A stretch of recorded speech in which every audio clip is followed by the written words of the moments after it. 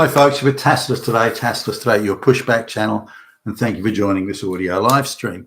In this essay, I'd like to talk about something which is a bit of a departure from the normal, like straight political stuff and so on, but it's about a writer of more women's sort of romance, quite steamy and saucy, by the way. Lots of horizontal action in these novels, and so romance is probably a very tame description of what it really is. But nonetheless, this writer of these novels lives in the area that I'm in, and a couple of the people sort of that we know in the area had mentioned that this writer of these novels, and apparently she went to some book signing recently and this sort of thing, and so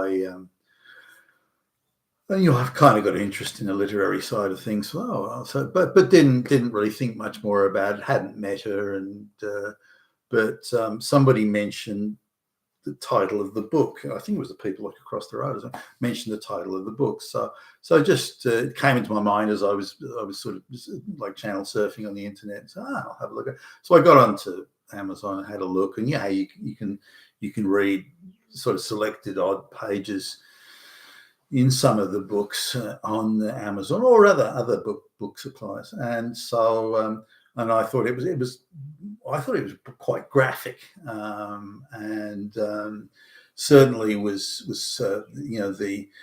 the intimate interactions were at the apex of inventiveness and imaginative sort of methodology. So I makes the Kama Sutra look like a pretty sort of tame experience. But so I just assumed, I mean, rashly in my case, but I just assumed that this is a woman who'd been sexually very, very active and drawing on the vast experience of so much horizontal action. She was able to describe it in that sort of detail.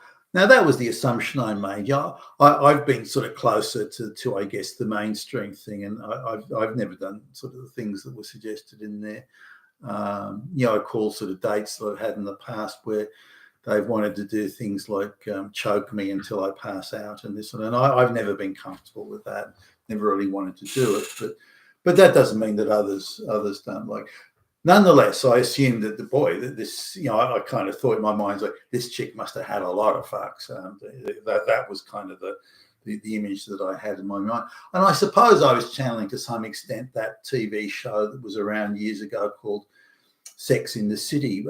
Some of the production values on that and the scripting were actually quite good, I thought. But the lady, and I can't think of the lady's name, who conceived, I think she wrote a novel about it actually in the first, and it got turned into a TV show. I think it was Jessica What's-Her-Face was fronting it, but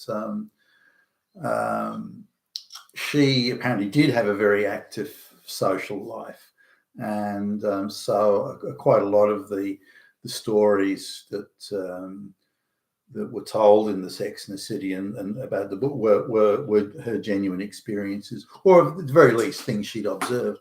So I assume the same thing with this. This is a woman who's like really been around.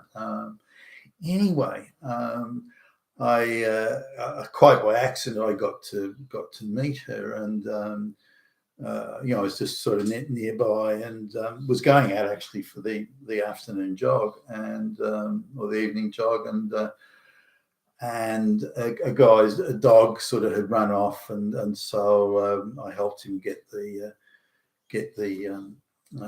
dog back, and he was a bit of a flap about it, and he had a bad leg, so he kind of was struggling a bit. So anyway, I got back. He thanked me profusely and then introduced me to his wife. Now this woman came out. She'd be, I don't know, 5'6", say 165 centimeters. But she'd be, I reckon, 250 pounds, 125 kilograms.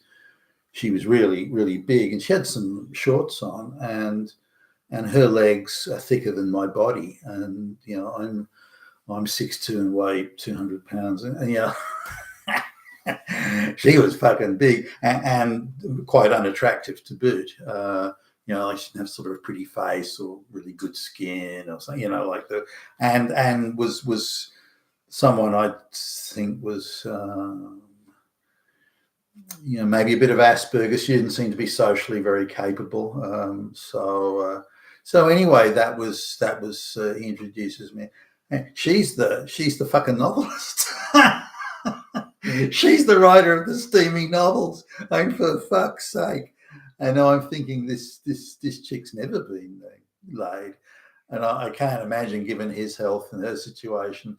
And I don't want to know how they do it, if they do it, but she's got to be 20 years younger than he is, and again, he's not in good condition. So I don't know. He's someone who has, I would speculate, little or no experience, and yet she's able to. So all the sex that exists is in her imagination. So she's not confined by the practical realities of physically what she can and can't do, or what people are prepared to accept in an intimate situation. Even drunken orgies don't have the sort of imagination this woman has. So the whole thing exists within her imagination. How she imagines, torrid, steamy sexual scenes to be, and she puts it in a novel, and people buy it. And it's not a huge runaway success type novel, but she's meeting the kind of the minimum threshold for viability, like 40, 50,000 copies, that sort of thing. So she's doing okay. And so here we got someone who's writing steamy, saucy sex novels who's probably never actually got laid in her whole life. And she's got people buying it and getting off on the details, which occur purely out of her fevered imagination, rather than how she imagines it to be, rather than any actuality she's personally experienced. I thought that was rather funny. So this anyway, a short video with that. Being with Tacitus today, the Pushback Challenge. Thank you for listening.